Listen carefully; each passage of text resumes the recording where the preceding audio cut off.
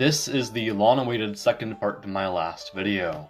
If you've yet to see the first part, then I'd suggest watching it, but if you don't want to, then I'll give you a quick summary of what this is all about.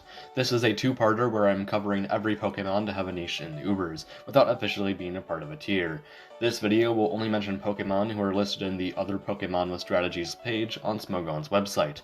While in the last video I separated each paragraph into different generations, that isn't something I'll be doing here, because we have so many Pokemon to discuss that it would be easier to cover each Pokemon individually to see how their niche has evolved, given how Ubers will start to change less the more we move on.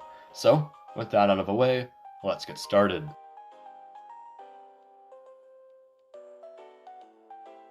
Accelgor found a niche in Gen 5 as a fast spiker who can threaten Darkrai with Bug Buzz and force switches with Yawn. Accelgor has found itself without a role ever since though, as hyper-offensive teams started to die out.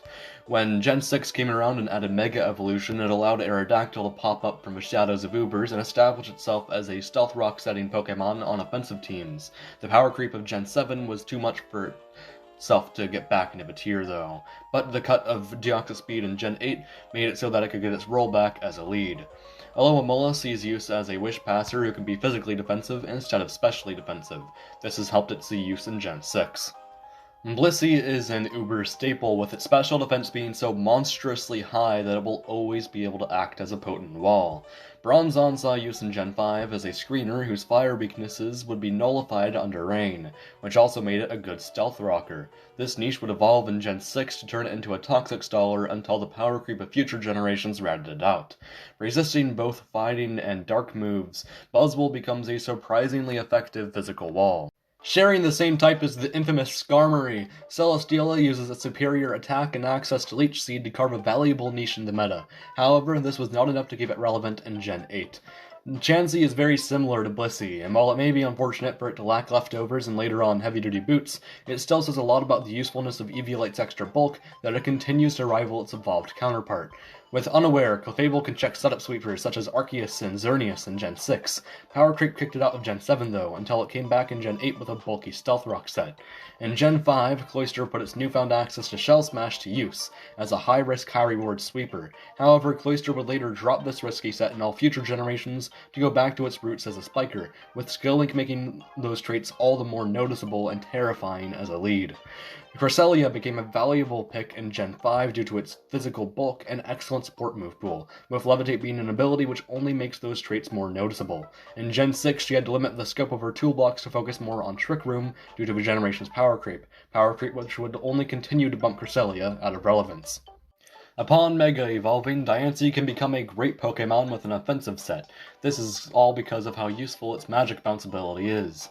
This was great and all until Gen 8 removed Mega Evolutions and Diancie stopped being useful.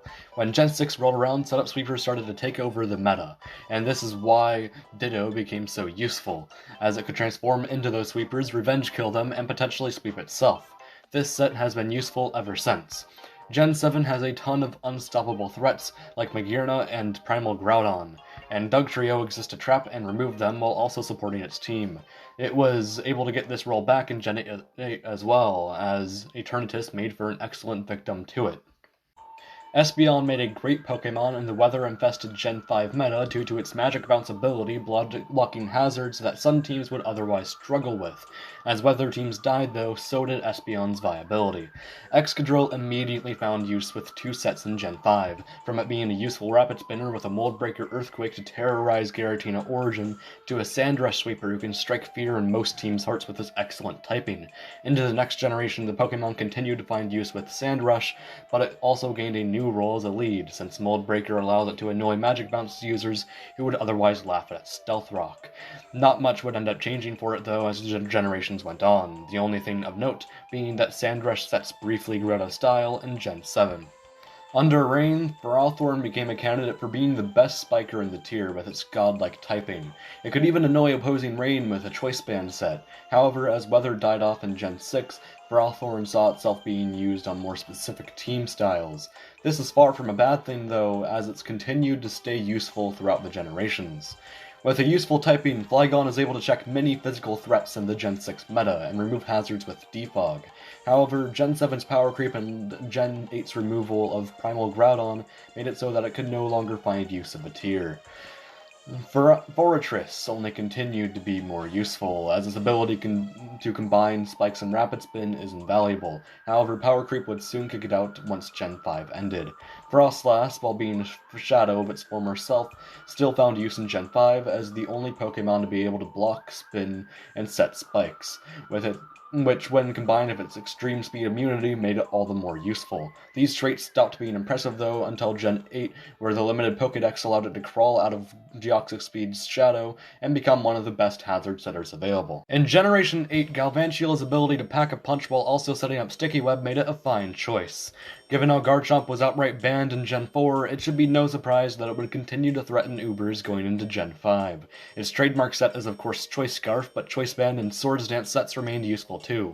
Garchomp would spend some time away from Ubers though, as its speed stat became significantly less impressive as the time went on. However, the addition of Scale Shot in Gen 8 helped to fix that issue, making Garchomp a viable pick once again. Gaining Storm Drain in Gen 5, Gastrodon saw itself as yet another Pokemon who exists exclusively to counter Kyogre. However, once Kyogre fell out of the meta in Gen 6 and 7, so did Gastrodon, until Kyogre once again became a terror which Gastrodon could counter. Granted, given how Kyogre is no longer the best Pokemon available, it is less useful than it was in Gen 5. Gliscor found a respectable spot in Gen 5 as a Groudon counter. However, its middling stats and difficulty in setting up made it a somewhat mediocre Pokemon in the tier, with the power creep of the future generations being the nail in the Cofagrigus for it. Shadow Tag allows Gothitelle to trap Defoggers and set up on them. This is what it did in Gen 6, but as power creep invaded Gen 7, Gothitelle resorted to using its ability to PP stall its opponents. However, Gen 8 banned Shadow Tag, which meant that it was now without a niche. Shockingly, Gothorita found use in Gen 7 due to Eviolite granting it higher bulk than Gothitelle, even if it would have to miss out on the incredibly useful leftovers. This niche was too specific for it to be used in any other generations though. Prankster and Solid Bulk turns Grimmsnarl into the best dual screener available. Upon Mega Evolving, Gyarados gains the incredible Mold Breaker ability, which allows it to ignore defensive abilities, making it far easier for it to sweep, with Taunt also helping it with that. This was great until Gen 8 removed Mega Evolution and took away Gyarados' usage. Heatran is useful for the same reason as it is in OU, as its type grants it some of the most resistances in the entire game, making it great in Gen 5. However, those resistances would prove futile until Gen 8, which reverted much of a prior generation's power creep. Hippowdon is useful in Gen 5 for one simple reason, its ability to set up sand. However, as weather faded out of the future generation's meta, Hippowdon would stop seeing use. In Generation 8, Hydreigon finds itself useful because it can fit into the roles of Yveltal and Eternatus in one slot. If you've seen my last video, then it's no surprise that Jirachi is here, as its typing, move pool, and ability make it an incredibly useful and unpredictable Pokemon. These traits would allow it to find use in both Gens 5 and 6, however power creep has never been kind to it since, as its average stats couldn't keep up with the increased power level. Kabutops is an amazing physical sweeper under rain. However, Gen 5 was the last generation where weather was prominent in Ubers, and as such, Kabutops has never found use ever since. Repeat what I said for Kabutops, just this time it can attack on both sides of the attacking spectrum. Klefki is an invaluable support Pokemon with Prankster. This is until Gen 8 added Heavy Duty Boots, which made Spikes a mostly obsolete move. Being an OU staple, it should be no surprise that Landorus Therian is a great Pokemon in Ubers too, as in Gen 5, it has the important distinction of being a Pokemon similar to Groudon that can be used on rain and sand teams. But even after weather died, Landorus Therian was still able to find a niche, as its ground immunity alone was enough to keep it relevant in checking some of the most dangerous Pokemon around. However, Landorus would be power crept out of Gen 7, and even though it made a return in Gen 8, it could only come back as a bulky Stealth Rocker. Soldude turns Latios from a pretty average Pokemon into a meta-dominating monster. Even when the item was nerfed in Gen 7, Mega Latios still found itself useful as a primal Groudon check with Defog. Unfortunately though, Gen 8 removed Mega Evolution, and Latios has never found a place in Ubers since. The story for Latios is the same as Latios, however this time Latios was never able to find a spot in Gen 7. Mega Evolution has gifted Lopunny an excellent speed stat that it can use to simultaneously revenge kill and support with Healing Wish. However, Gen 8's removal of Mega Evolution has hurt Lopunny more than most Pokemon. Repeat what I said for Kabutops and Kingdra, just this time Ludicolo is used exclusively as a special Rain Sweeper. A Steel typing and Volt Switch allowed Magearna to be a Xerneas countering pivot, which sounds as good as it is. Its traits were only amplified with the Dex Cut, which caused Magearna to be far too powerful for OU, allowing it to become an official part of a tier. It says a lot about how good Dragmeg is when Magnezone is useful in Ubers. However, Gen 6 added the Fairy type, which killed the team style, at least in the tier. However, once Magnezone gained Body Press in Gen 8, it allowed itself to return as a way to deal with more defensive Steel types. Mamoswine may have a cornucopia of flaws, but with its priority and godlike stab combination, it can make it for a good wall breaker. However, due to power creep, it's never been able to see use again. Mew is of course most useful as a support Pokemon, as its move pool is the largest in the entire game. However, it saw itself die down in viability after Gen 5, as both power creep and the fall of hyper offense teams really hampered it. That is, of course, until Gen 8 removed Deoxys Speed and allowed Mew to once again find a role as a lead. One word: Pursuit. That is why Alola Muck is as useful as it is, as an Assault Vest gives it the defenses to take out even the most prominent Ghost and Psychic types. And of course, Alola Muck has only appeared in Gen 7. Amistar is similar to Ludicolo and Kingdra, except it has the strongest special attack set out of all of them, which occasionally made it worth using over them in Gen 5. Quillfish is a rain Pokemon that shares Kingdra's unpredictability, as it can either set up spikes or sweep with Swords Dance. This was good and all until Rain died after Gen 5. Being the fastest Pokemon in the game, along with having absurdly strong attacks with its Transistor ability, makes Regieleki a Pokemon who can come into some good use once the opponent's ground types are taken out of the opponent's team. Ribombee is the only Sticky Web setter with a speed stat, and that alone allowed it to be useful. That is until Gen 8 went wild of speed, making it so that setters with more than a high speed stat were preferred. Prankster truly is an exceptional ability, as it allowed Sableye to turn into a fast physical wall in Gen 5. Sableye saw itself away from the list in Gen 6 though, and that's because its Mega Evolution was so good that it saw itself as an official part of a tier. However, once Power Creep hit Gen 7, it saw itself fall to OU, which still refused to deter Mega Sableye, as it still saw use as a hazard controller with Magic Bounce. But unfortunately, the removal of Mega Evolution found Sableye without a niche in Gen 8. In Gen 5, Salamence exclusively found use on Dragmeg teams. However, don't let this make you think it was a lesser Pokemon, as it was still exceptional on those teams. It was with its Mega Evolution enhancing its exceptional qualities that Salamence found itself as an official part of Ubers in Gen 6 and 7. However, the removal of Mega Evolution left it without a niche in Gen 8.